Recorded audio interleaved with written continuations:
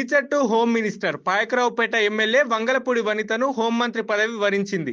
YCP ప్రభుత్వ హయాంలోనూ మహిళలకే హోంమంత్రి పదవి దక్కగా చంద్రబాబు కూడా హోంమంత్రిగా మహిళనే నియమించారు. ఉమ్మడి విశాఖపట్నం జిల్లా నుంచి ఈ మంత్రివర్గంలో పదవి దక్కించుకున్న ఏకైక ఎమ్మెల్యే వంగలపూడి అనిత.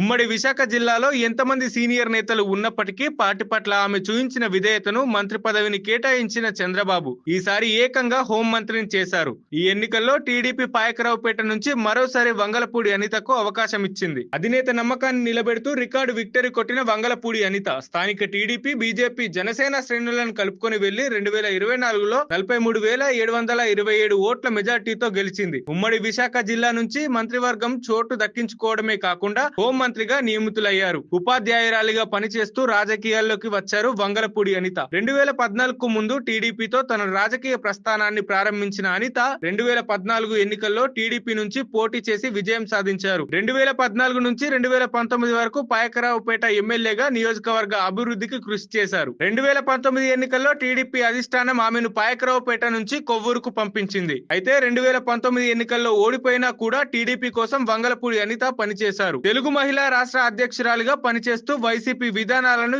ఎండగడుతూ వచ్చారు. ఈ క్రమంలో సోషల్ మీడియాలో ట్రోలింగ్ ఎదుర్కొన్నా వెనక్కి తగ్గలేదు.